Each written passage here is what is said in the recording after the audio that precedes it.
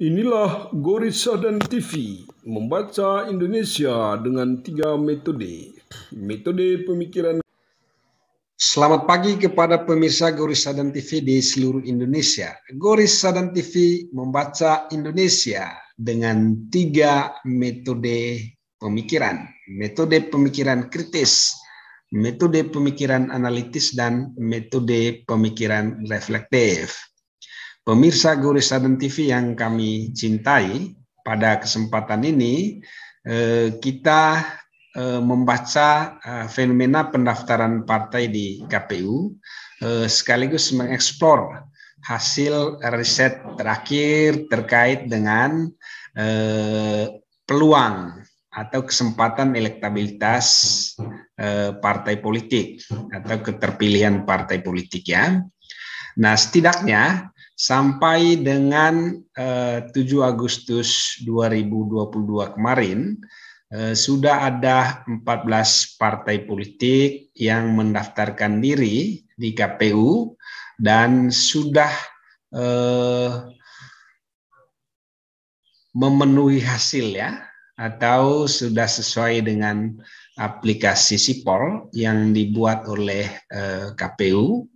Dan KPU menyatakan bahwa 10 partai politik sudah memenuhi dokumen lengkap dan sisanya ada 4 partai politik yang perlu melengkapi dokumen-dokumen baru yang harus dipenuhi.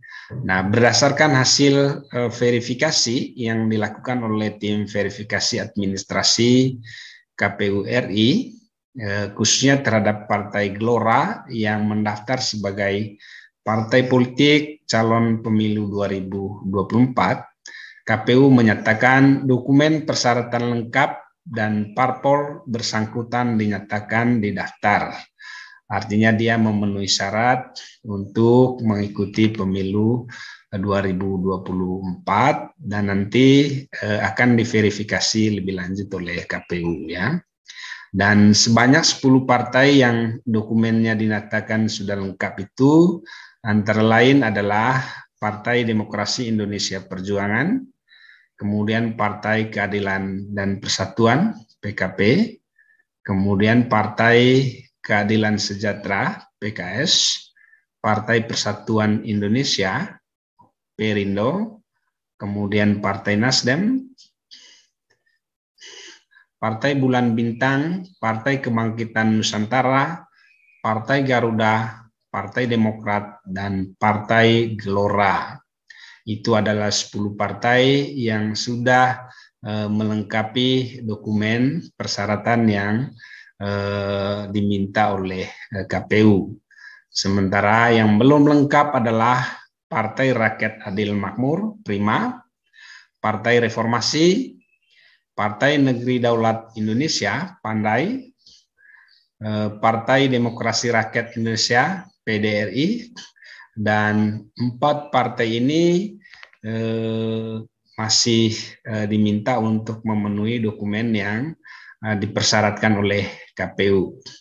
Dan sampai dengan hari ini, tanggal 9 Agustus, tentu saja ada atau terus berdatangan partai politik menuju KPU untuk mendaftarkan diri, karena pendaftaran itu akan dibuka sampai dengan tanggal 14 Agustus ya. Nah, persyaratan partai politik peserta pemilu sebagaimana diatur di dalam Undang-Undang Nomor 7 Tahun 2017 tentang Pemilu, khususnya di pasal 173 ayat 2, antara lain mengatakan bahwa yang pertama, partai politik yang mendaftarkan diri ke KPU harus memenuhi persyaratan berstatus badan hukum sesuai dengan Undang-Undang tentang Partai Politik, memiliki kepengurusan di seluruh provinsi, memiliki kepengurusan di 75% jumlah kabupaten kota di provinsi yang bersangkutan, memiliki kepengurusan di 50% kecamatan di kabupaten kota yang bersangkutan, menyertakan paling sedikit 30% keterwakilan perempuan pada kepengurusan partai politik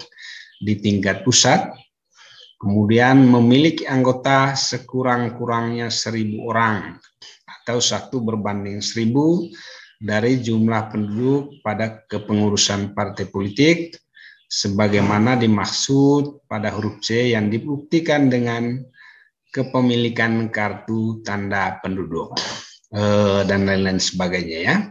Nah, sementara hasil survei terkait dengan elektabilitas partai politik yang dilakukan atau yang kami ambil dari Kompas ya.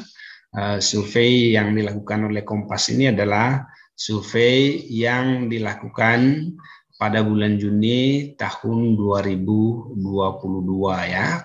Dan ini merupakan survei yang kedua yang dirilis oleh Kompas setelah survei pertama mereka pada bulan Januari 2022 ya.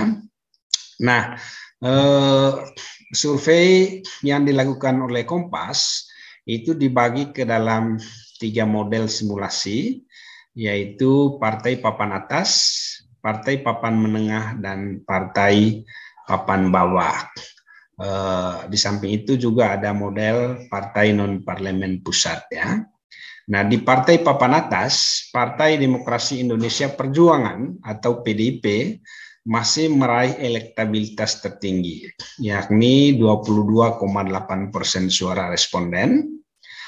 Meski PDIP ini menduduki posisi yang teratas, tetapi elektabilitasnya cenderung tetap dan tidak mengalami perubahan, sebagaimana pada survei yang terjadi pada Januari tahun 2022 yang dilakukan oleh Kompas ya. Sementara posisi yang kedua ditempati oleh Partai Gerindra dengan meraih 12,5% suara responden. Nah, angka ini survei yang diperoleh oleh Gerindra ini sedikit mengalami penurunan dibandingkan dengan survei yang dilakukan pada bulan Januari tahun 2022 ya, di mana pada survei sebelumnya Gerindra memperoleh 13,9%. Nah, posisi ketiga adalah Partai Golkar yang meraih elektabilitas sekitar 10,3% atau naik dari sebelumnya 8,6%. Partai Demokrat menyusul dengan perolehan 11,6% suara responden atau mengalami kenaikan dari 10,7% pada survei sebelumnya yang dilakukan pada bulan Januari 2022. Nah, hasil survei pada Juni 2022 juga menunjukkan bahwa responden belum menentukan pilihannya mencapai 16%, dan ini merupakan peluang yang bisa direbut atau yang bisa diraih oleh partai ya. Masih ada sekitar 16% responden yang belum menentukan pilihannya di dalam pemilu kepada partai mana suara mereka akan berlabuh. Nah, presentasi ini tentu saja lebih kecil dibandingkan dengan survei pada Januari 2022, di mana di dalam survei bulan Januari 2022 ada sekitar 17,6% responden yang belum menentukan pilihannya. Artinya sudah mengalami penurunan ya, atau juga bisa dibaca sebagai sudah mengalami peningkatan kesadaran politik untuk berpartisipasi di dalam pemilu ya, atau sudah mulai menentukan pilihan di dalam pemilu berdasarkan pertimbangan-pertimbangan. Mungkin salah satunya adalah sosialisasi pemilu yang mulai gencar ya, walaupun misalnya sosialisasi pemilu ini belum dilakukan secara resmi ya.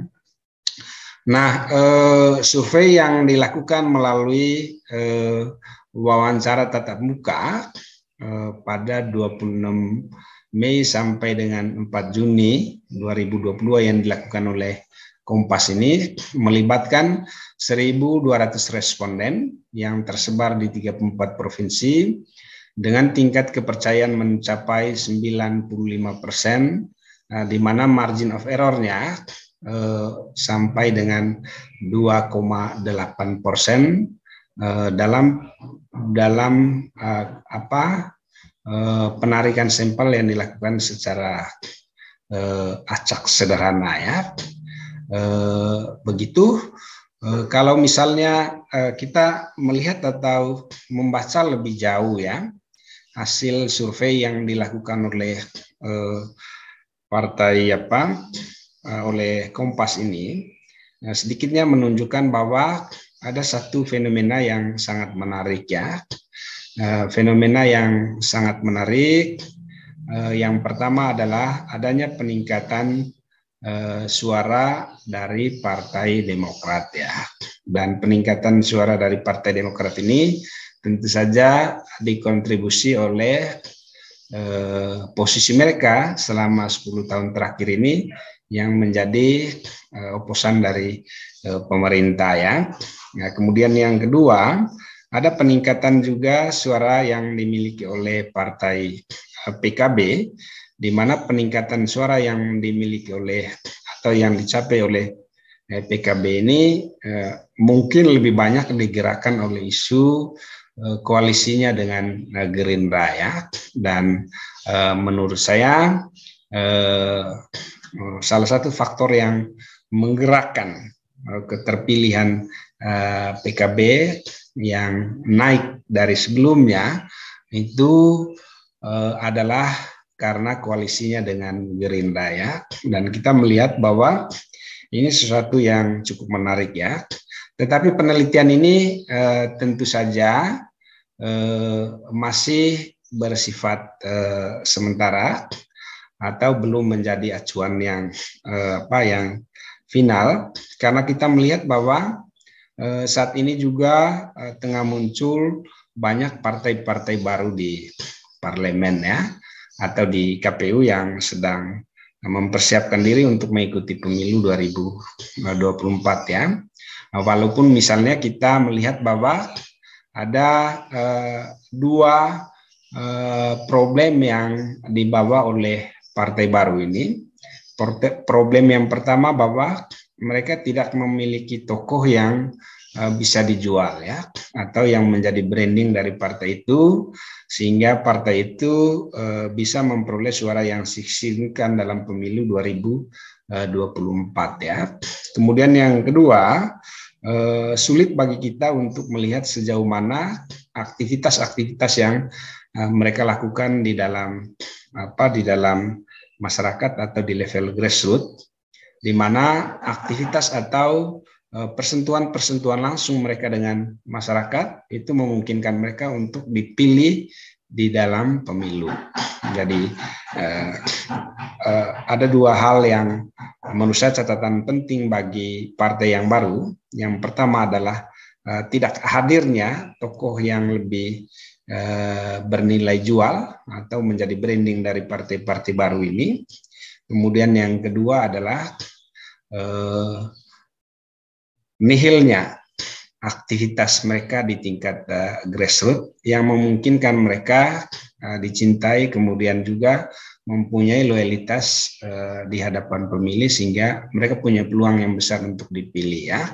Sehingga untuk sementara kita bisa mengatakan bahwa partai yang memperoleh suara di dalam pemilu 2024 adalah besar kemungkinan adalah partai yang mendominasi perolehan suara pada pemilu 2019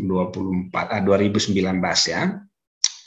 Sehingga dengan demikian kita juga bisa mengatakan bahwa pada pemilu 2024 ada kemungkinan 9 partai yang lolos electoral threshold atau parliamentary threshold pada pemilu 2019 akan kembali lolos memperoleh parliamentary threshold pada pemilu 2024 jika partai-partai baru atau partai-partai yang pada pemilu 2019 ini tidak menghadirkan atau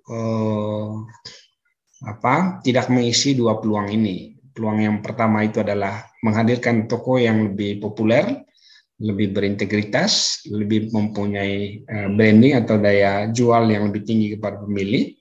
Dan yang kedua adalah absennya mereka di dalam aktivitas-aktivitas yang bersentuhan langsung dengan masyarakat di akar rumput ya, sehingga mereka memiliki pemilih yang loyal. Nah, saudara-saudara pemirsa Guru Sadan TV yang kami cintai, jika Anda suka dengan video yang kami sajikan, jangan lupa like, komen, dan subscribe ya. Dan buktikan bahwa Anda selalu setia menonton dan juga mendengarkan edukasi-edukasi yang dilakukan oleh Guru Sadan TV. Salam hangat dari studio Guru Sadan TV. Selalu sehat dan tetap kuat untuk Indonesia yang lebih baik. Selamat pagi.